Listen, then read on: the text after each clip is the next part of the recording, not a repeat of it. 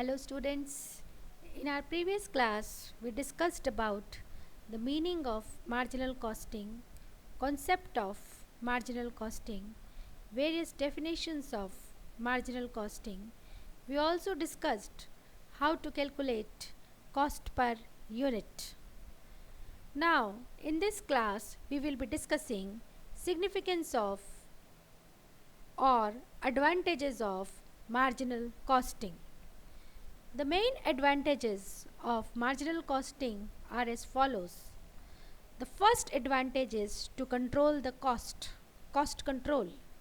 There is a greater control over costs because by classifying fixed and variable costs, the management can give more stress on the control of variable cost rather than fixed cost.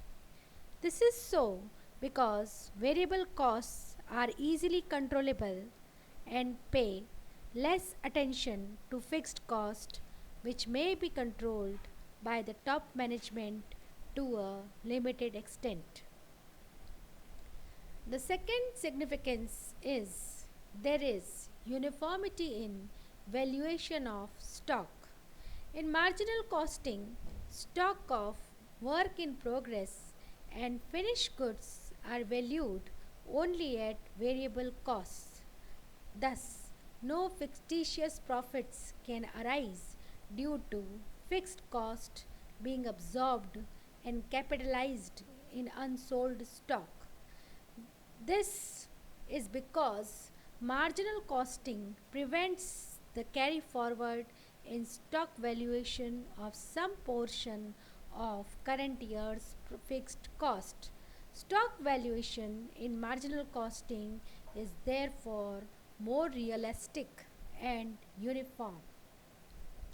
The third advantage is no under or over absorption of overhead.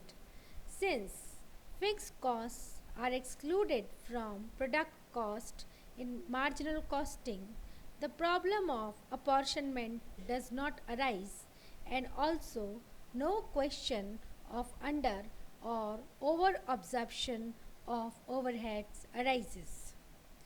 The fourth advantage is simple technique. It is a comparatively simple to operate because it avoids the complications involved in allocation, apportionment, and absorption of fixed overheads. Number 5 is helpful in managerial decisions. Information regarding marginal cost and contribution facilitates to management in taking many valuable decisions as fixing selling prices below cost, make or buy, introduction of a new product line, selection of the most profitable product mix, and utilization of spare plant capacity, etc. The sixth advantage is proper planning for production. In case only one product is produced, it is possible with the help of marginal costing technique to find out the minimum quantity of it to be produced during a period so that the undertaking may not suffer any loss. If production is done in different types of articles, it is possible to take decision about the most profitable product mix. The seventh advantage is there is efficient sales planning possible.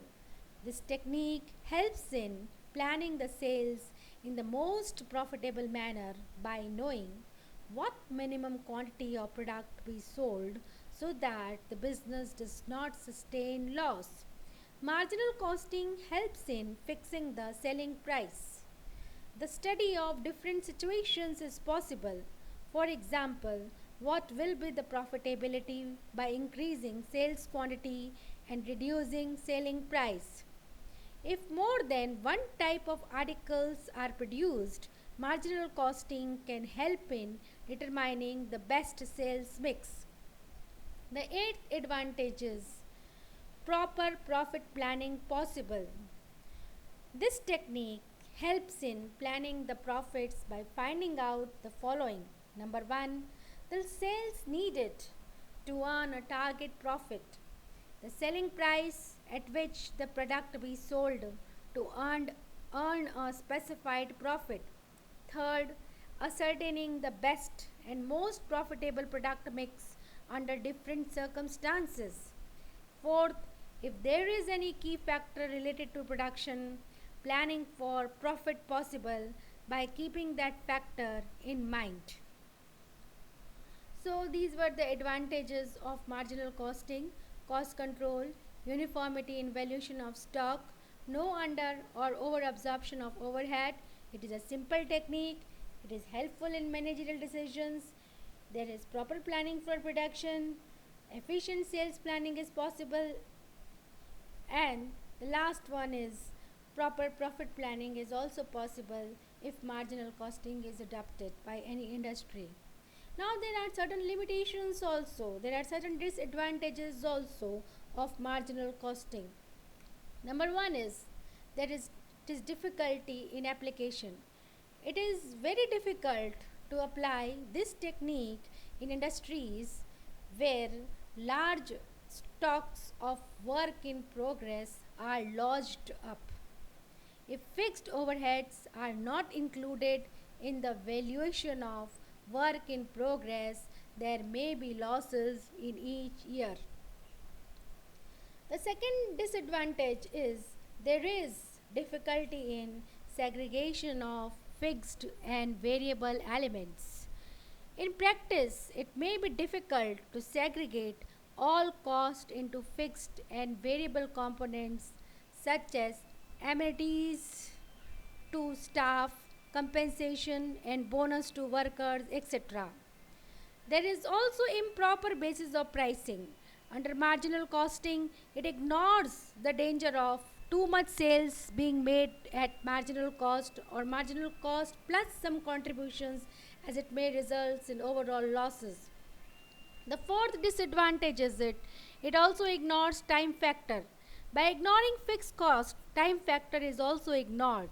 In fact, production cannot be achieved without incurring fixed cost, but in marginal costing they are not considered at all. It is also less effective in capital intensive industries as the proportion of fixed cost like depreciation, etc., is high in capital intensive industries. The marginal costing technique, which ignores fixed cost, proves less effective. So, we studied the limitations, which were there is difficulty in application of marginal costing, there is difficulty in segregation of fixed and variable elements, there is improper basis of pricing, it ignores time factor, and it is less effective in capital intensive industries. So, in this class, we studied about advantages and disadvantages of marginal costing. I hope you all understood. Thank you.